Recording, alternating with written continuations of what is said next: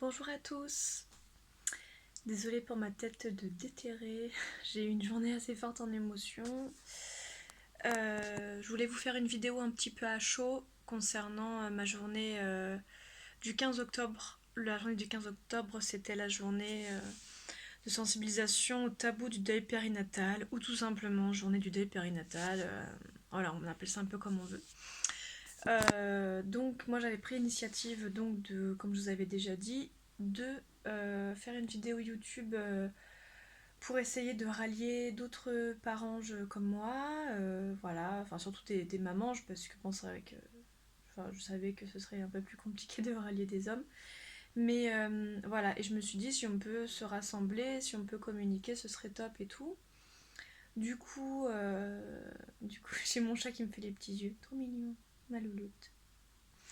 Bref, désolée. C'est la fin de journée, c'est compliqué. Du coup, je me détends, je me relaxe et ça fait du bien. Donc, voilà, je me suis calée dans mon lit et c'est là que j'avais fait ma toute première vidéo qui était la plus longue, je crois, où j'expliquais un petit peu tout ce qui s'était passé. Voilà, c'est un peu bizarre du coup de vous faire cette vidéo ici alors que c'est là que je fais ma première vidéo, c'est un peu étrange. Enfin bref, bon peu importe, on s'en fiche, c'est un détail. Donc je voulais vous raconter à chaud cette expérience d'aujourd'hui où j'avais partagé cette vidéo YouTube sur un groupe Mamange secret sur Facebook. Et donc j'avais eu deux personnes qui m'avaient contacté pour qu'on puisse se rencontrer, qui étaient d'accord pour qu'on puisse se voir étant donné qu'il n'y a rien près de Toulon. Donc je les ai rencontrés tout à l'heure. Donc à 14h, nous sommes allés dans un salon de thé pas loin de chez moi. Nous sommes rencontrés, nous avons beaucoup discuté. Et c'était nécessaire puisqu'on déjà ne se connaissait pas et qu'on était clairement là pour parler de nos expériences liées à la perte de nos enfants. Donc on a énormément parlé. Moi au début j'avais prévu qu'on parte vers 16-17 heures un petit peu dans la forêt ou dans les collines ou dans un lieu de notre choix dans la nature afin de soit méditer, soit crier, soit pleurer, etc. Et au final, on n'a pas eu ce besoin-là. On a vraiment discuté jusqu'à quasiment la fermeture de ce salon de thé bar à jus. Voilà, en fait, on est resté de 14h à presque 18h, presque la fermeture. Parce que bon, on se connaissait pas, on avait énormément de choses à se raconter, c'est normal. Et en fait, il y a tellement de choses à dire. Bah, vous avez bien vu mes vidéos, elles durent très longtemps. Il y a tellement de choses à dire par rapport au deuil périnatal, c'est par rapport à la perte de son enfant, par rapport à cette souffrance, à ce changement de vie. C'est pas juste la perte de notre enfant, c'est aussi le deuil, comme on disait tout à l'heure, le deuil d'une vie entière sans cet enfant, de faire cette vie sans cet enfant qui nous manque. Et en fait, ben voilà, c'était juste super de pouvoir échanger sur nos expériences, même si forcément se rencontrer dans des circonstances pareilles, c'est toujours c'est hyper dommage, hein, parce que c'est des histoires traumatisantes, choquantes, tragiques. Mais c'était nécessaire qu'on se rencontre et ça, moi en tout cas personnellement ça m'a fait un bien fou. J'étais vraiment très heureuse de les rencontrer. Et au travers de nos discussions, il y a un élément qui m'a énormément aidée. Moi j'ai toujours plus ou moins culpabilisé par rapport à la mort d'Orlan. Et parce que voilà, on culpabilise toutes, même si bon au final dans la plupart des cas on n'y est pour rien. Et du coup voilà, elles m'ont confirmé, sans forcément que je leur parle de ça, elles m'ont confirmé que leur médecin aussi disait que dans tous les cas, à partir du moment où il y aura, même si, enfin, que la seule solution dans un cas pareil, dans le cas de la perte d'un enfant, pour vraiment qu'on puisse sauver l'enfant, il faudrait vraiment être dans l'hôpital ou devant ou en train de faire une échographie et que quelqu'un se rende compte qu'il y a un problème pour pouvoir sauver la personne. Et, euh, et du coup, euh, enfin, sauver le bébé, pardon, excusez-moi, je suis un peu fatiguée et du coup, je dis un petit peu n'importe quoi. J'essaie vraiment de me concentrer pour finir la vidéo. Excusez-moi, mais je voulais vraiment la faire à chaud le jour même, je trouvais ça mieux, en fait. Et du coup, Voilà, on a énormément parlé, on a beaucoup discuté. Des fois, on a parlé aussi d'autres choses hein, que de nos bébés. C'était forcément très émouvant. Chacune de leurs histoires m'a donné les larmes aux yeux. Voilà, voilà, on s'est bien petit thé, voilà, on a beaucoup parlé. Et puis, donc, un peu avant 18h, on décide de partir pour faire notre lâcher de lanternes. Donc, j'avais commandé sur un site 3 lanternes, sur Sky Lantern, comme je vous avais dit. Donc, Sky Lantern, je vous le recommande vraiment à 100%. Et en fait, j'en avais pris 3. Je leur avais dit voilà, j'en ai pris 3. Maintenant, si vous les voulez pour le jour J, voilà, vous me le dites, voilà, et vous me remboursez. Et puis sinon, et ben moi je les garde. Et puis il y en aura une que je pourrais toujours faire à Noël, une autre pour son anniversaire. Enfin, je m'étais dit au final, voilà. Et donc, bah, elles avaient été d'accord pour chacune avoir une lanterne. Donc, je trouvais ça cool du coup de pouvoir partager ça. Donc, du coup, à la base, on voulait soit partir sur la plage. Soit moi j'avais proposé de partir dans les collines près de chez moi pour avoir vraiment une belle vue et faire un beau lâcher de lanterne, mais il y avait pas mal de vent.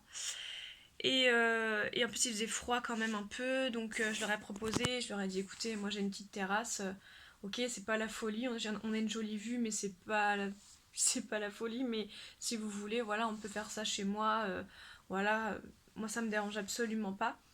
Et donc une des deux qui m'a dit que ah mais oui mais faut pas que ça te rende triste de le faire chez toi et au final non ça me rendait vraiment pas triste, c'était vraiment au final une bonne idée de faire ça chez moi, ça m'a pas dérangé au final, c'était pas voilà, en plus j'avais pas de voisins qui étaient au dehors à ce moment-là, j'ai pas de personnes qui ont fait des remarques dans les maisons en face en disant qu'est-ce que vous faites, vous foutez le feu, tout ça, il y a pas eu ce genre de choses. Donc on est allé chez moi, on a continué à parler, voilà. On a bu un petit verre d'eau, voilà, on a continué à discuter, on s'est montré des photos. Moi j'ai montré les photos de mon mariage, j'étais enceinte de 9 mois. Elle me montrait les photos aussi de leur. Il y en a une des deux qui m'a montré les photos de son ventre enceinte et tout ça. Elle avait fait plein de photos. Voilà, on a échangé, voilà, on a un petit peu échangé sur nos vies aussi, hein, c'était intéressant aussi. Surtout on avait quand même pas mal de points communs et de similitudes sur pas mal de choses, donc c'était assez. Malgré nos différents parcours, malgré qu'on soit différentes, on a quand même. Voilà, il y en a une qui était végane et tout ça, et qui est maintenant végétarienne. Euh, et puis. Et l'autre qui est une ancienne gothique Lolita. Donc moi j'ai jamais été gothique Lolita, mais voilà, j'ai traîné dans le milieu du métal, et elle connaît beaucoup de monde dans le milieu du métal. Enfin bon, voilà, plein de petites choses comme ça. On a vachement échangé aussi sur les signes qu'on a pu avoir de nos bébés. Et voilà, donc enfin, bon, plein de choses en fait, hein. Si je dois vous résumer tout ce qu'on s'est dit, c'est trop long, c'est pas possible, mais c'était vraiment. Enfin, ça m'a fait beaucoup de bien, j'ai beaucoup aimé. Et donc, voilà, donc on finit de discuter, et puis le soleil se couche, et vers 19h ou 19h30, je sais plus trop, on décide donc de se mettre à ouvrir les sachets pour les lanternes. Donc j'allume de l'encens, une bougie, je leur demande si ça leur convient. Donc oui, ça leur convenait, tout ça. Donc moi ça m'allait très bien. Voilà, l'encens et la bougie, moi je trouve que ça a un effet réconfortant et j'aime beaucoup l'odeur, l'odeur de l'encens, la bougie pour moi, voilà, c'est la chaleur, c'est beau. Enfin voilà, j'avais besoin de ça pour accompagner cette lanterne. Et puis en fait, en ouvrant les sachets de lanterne, on s'est rendu compte qu'elles étaient super grandes. Donc franchement, c'était quoi 2,95 la lanterne. Franchement, c'était en gros ça, plus les frais de port. Donc j'ai dû en avoir pour... j'en ai eu pour combien en tout? J'en ai eu pour... oh, je sais plus si c'est 6, 12... Oh, ça faisait 6 euros chacune, j'avais calculé. Donc on avait pour, oui, je crois, 18 euros en tout. Je sais plus. Ça faisait 6 euros chacune. Au final, les frais de port étaient limite plus chers que la lanterne. Mais bon, vu que le prix de la lanterne n'était pas cher, c'était pas dérangeant du tout. Et du coup, c'était vraiment top en fait. On l'a ouverte, enfin, on les a ouvertes, elles étaient super grandes. Donc on s'est dit, franchement, c'est le top. Et, euh, et en fait, donc on a bien lu la notice parce qu'on voulait vraiment bien faire le truc. Et puis franchement, On s'est dit, ouais, ça a l'air compliqué. Donc du coup, je me suis dit, mince, je suis un peu tombée de mon petit bonheur de faire ce lâcher de lanterne. Je me suis dit, mon Dieu, on va y arriver ou pas? Et en fait, voilà, fallait s'y mettre à deux pour allumer chacune une lanterne. Il y avait un petit procédé assez facile au final à suivre, mais qui au début me paraissait assez insurmontable. Et puis donc, on a fait ça chacune notre tour. Donc le soleil s'était couché, voilà, la nuit tombait pas mal. Et donc on s'est mis sur ma terrasse, donc on a commencé par la mienne. Et donc on a au début on a un peu galéré à allumer le truc. Donc comme je vous disais, des lanternes non inflammables et 100% biodégradables, donc ça c'était top. Et donc voilà, j'espérais que ce soit vrai, j'espérais que les lanternes soient de qualité, qu'elles s'envolent facilement. Enfin voilà, j'étais pas forcément très rassurée, j'avais jamais testé. Et au final, elles sont envolées très facilement. Elles m'ont demandé si je voulais dire quelque chose, donc voilà, j'ai dit j'ai dit Orlane, je t'aime, que j'aurais aimé te rencontrer en vie et que j'espère que là où tu es heureuse et voilà, que je l'aimerais toujours. J'ai pas dit grand chose parce que je trouvais qu'il y avait pas grand chose à dire et puis je lui ai déjà tellement parlé que c'était vraiment le geste de voir cette lanterne s'envoler qui était importante pour moi.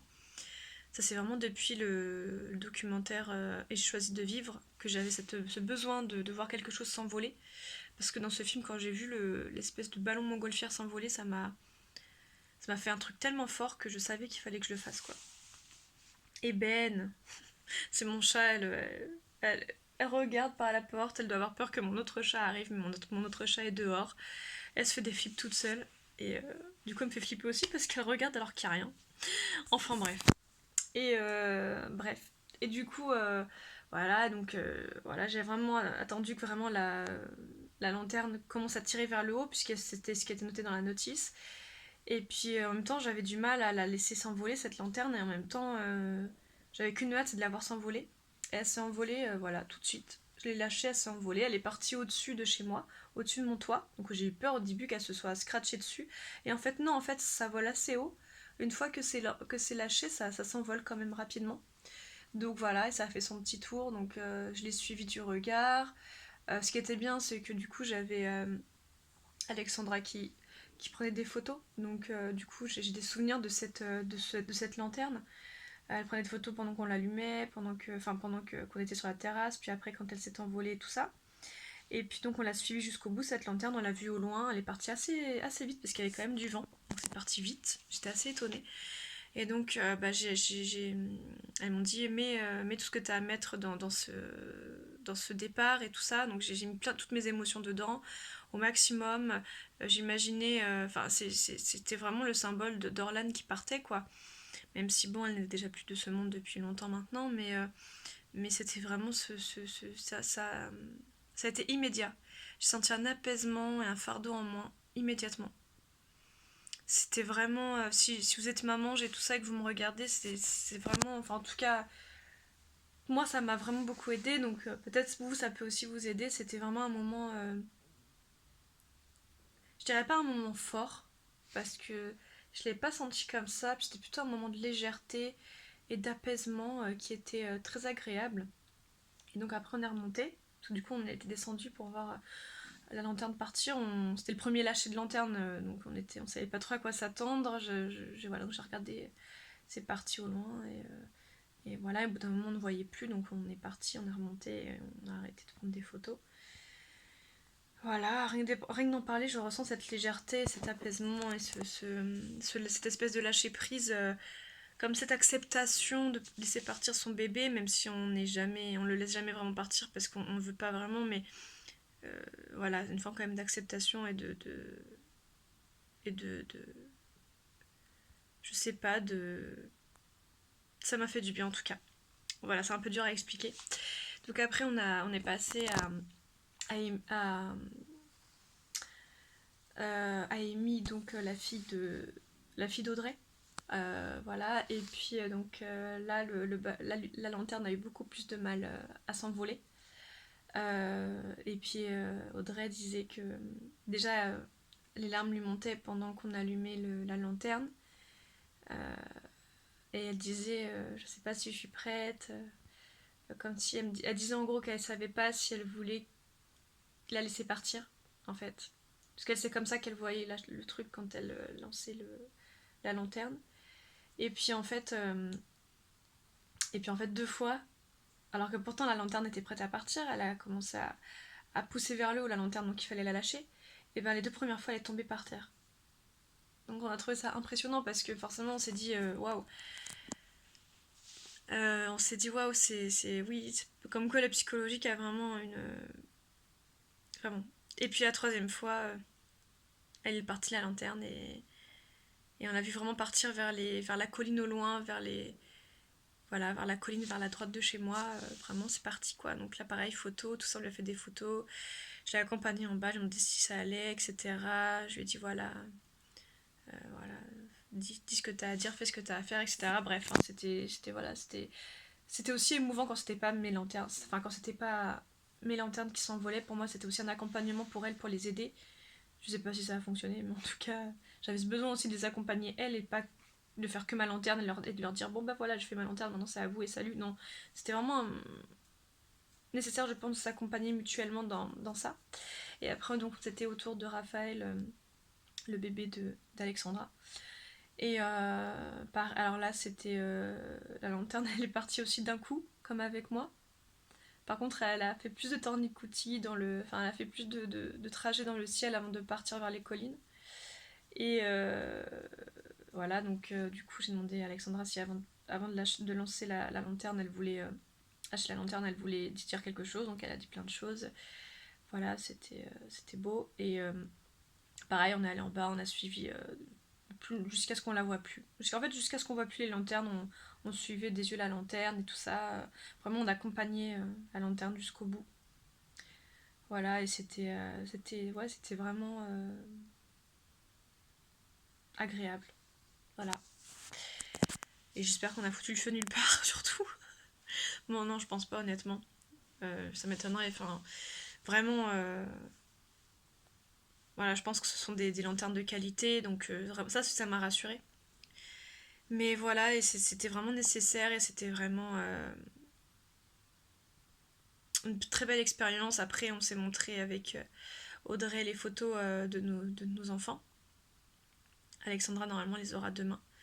Donc ça aussi, c'était très émouvant. Voilà, et puis après, bon, bah, après, elles sont parties. C'est vrai qu'on était tard, du coup, à un moment donné, il fallait bien se dire au revoir. Et je sentais que, franchement, on aurait pu rester comme ça pendant encore des heures. Mais moi, je commençais à fatiguer, et puis elle aussi. Et puis, de toute façon, voilà, il fallait que ça s'arrête à un moment donné. Mais voilà, je pense on se reverra. Et si vous me regardez, Audrey et Alexandra, bah, je vous fais plein de bisous. Et c'était vraiment super de passer ce moment ensemble. Et voilà, et franchement, je pense, enfin, ça aurait pas pu être plus parfait. Même si on aurait eu nos maris avec nous, parce que bah, eux, ils ont leur façon de vivre leur deuil et ils avaient le droit de pas être là. Voilà. Et, et je pense qu'on aurait vraiment pas. Moi, je pense pas que j'aurais vécu une meilleure journée du deuil périnatal que celle-ci. Vraiment, je suis très très contente enfin très heureuse d'avoir vécu ce moment-là. Ces moments-là, parce que du coup, il y en a eu beaucoup.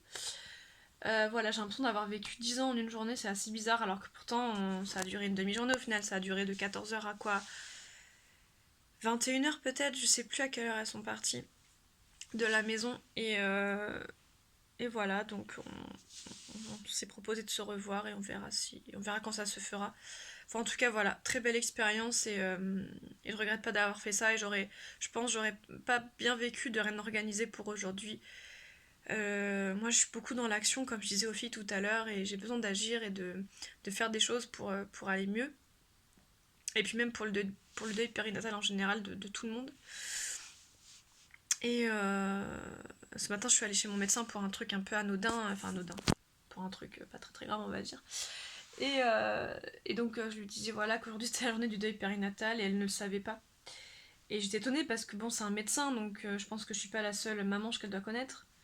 Et elle savait pas que c'était aujourd'hui et je trouve ça bizarre. Bon, après que d'autres personnes ne le sachent pas, c'est normal, je veux dire, c'est pas une journée très connue parce qu'il y a des tabous énormes par rapport à la perte d'un bébé, etc. Donc c'est pas une journée qu'on connaît.